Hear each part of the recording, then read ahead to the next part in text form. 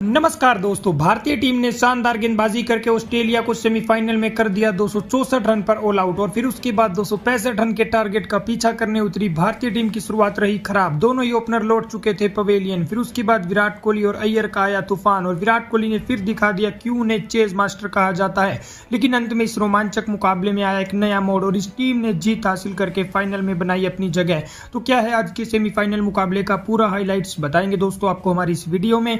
लेकिन दोस्तों अगर आप भी विराट कोहली के बहुत बड़े फैन हैं तो इस वीडियो को एक लाइक और चैनल को सब्सक्राइब कर लीजिएगा। वीडियो का लाइक टारगेट केवल 500 लाइक्स है।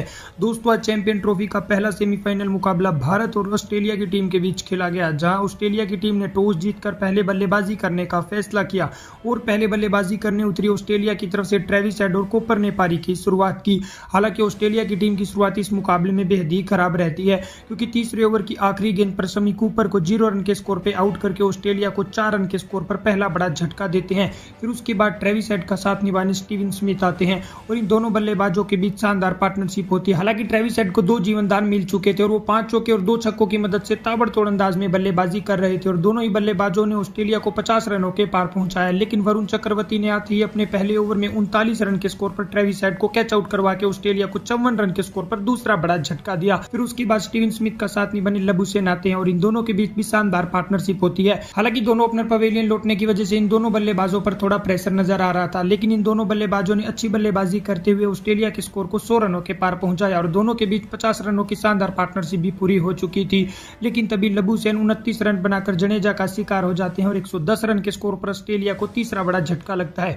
फिर उसके बाद स्टीवन स्मिथ का साथ निभाने जोश इंग्लिश आते हैं और इन दोनों के बीच भी शानदार पार्टनरशिप होती है। स्टीवन स्मिथ शानदार अपना अर्धशतक पूरा करते हैं, लेकिन जोश इंग्लिश अपनी पारी को बड़ा नहीं कर पाते और जडेजा की गेंद पर 11 रन बनाकर आउट हो जाते हैं और 144 रन के स्कोर पर ऑस्ट्रेलिया को चौथा बड़ा झटका लगता है। फिर उसके बाद स्टीवन स्मिथ का साथ निभाने एलेक्स कैरी आते हैं और कैरी आते ही ताबड़तोड़ अंदाज में चौके लगा रहे थे ताकि स्टीवन स्मिथ से प्रेशर हट सके और स्टीवन स्मिथ भी अच्छी बल्लेबाजी करते हुए धीरे धीरे अपने शतक के करीब पहुंच रहे थे। दोनों बल्लेबाजों के बीच 50 रनों की पार्टनरशिप पूरी होती है और ऑस्ट्रेलिया का स्कोर 200 रनों के नजदीक पहुंच चुका था। लेकिन तभी मोहम्मद शमी 73 रन के स्कोर पर स्टीवन स्मिथ को फुल टॉस गेंद पे आउट करके ऑस्ट्रेलिया को 198 रन के स्कोर पर 5वां बड़ा झटका देते हैं। फिर उसके बाद मैक्सवेल आते हैं, लेकिन वो भी आती है एक छक्का लगाकर 7 रन बनाकर अक्सर की गेंद पर बोल्ड हो जाते हैं और 205 रन के स्कोर पर ऑस्ट्रेलिया को 6वां बड़ा झटका लगता है। फिर उसके बाद कैरी का साथ निभाने दिवारिसू आते हैं और इनके बीच शानदार पार्टनरशिप होती है। कैरी अपना शानदार अर्धशतक पूरा करते हैं, लेकिन वरुण चक्रवर्ती की गेंद पर उनके गेंदबाज दिवारिसू भी 19 रन बनाकर आउट हो जाते हैं और ऑस्ट्रेलिया को 239 रन पर 7वां बड़ा झटका लगता है।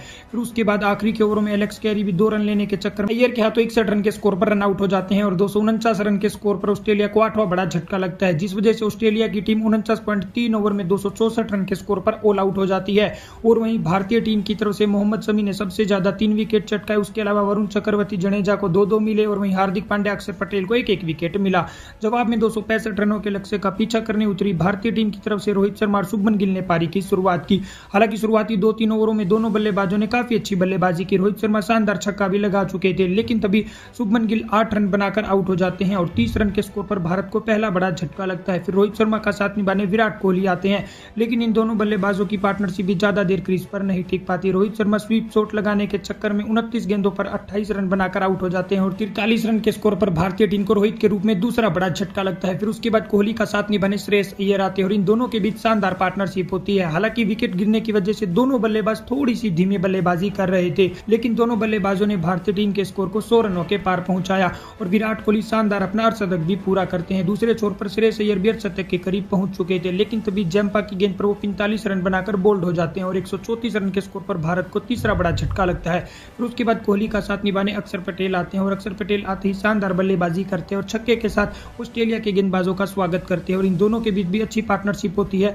लेकिन तभी अक्षर पटेल 27 रन बनाकर ईल्स की गेंद पर बोल्ड हो जाते हैं और 178 रन पर भारत को चौथा बड़ा झटका लगता है। फिर कोहली का साथ निभाने केएल राहुल आते हैं और वहीं विराट कोहली भी धीरे धीरे अपने शतक के करीब पहुंच रहे थे और भारतीय टीम को अब आखिरी 13 ओवर में यानी कि 78 गेंदों पर जीत के लिए 78 रनों की जरूरत थी। लेकिन फिर उसके बाद विराट कोहली तेजी से रन बनाने के चक्कर में जैम्पा की गेंद पर 84 रन बनाकर आउट हो जाते हैं और भारतीय टीम को 225 रन के स्कोर पर 5वां बड़ा झटका लगता है। फिर उसके बाद राहुल का साथ निभाने हार्दिक पांड्या आते हैं और इन दोनों के बीच शानदार पार्टनरशिप होती है और हार्दिक पांड्या छक्का लगाकर पूरा प्रेशर ऑस्ट्रेलिया की टीम पर डाल देते हैं।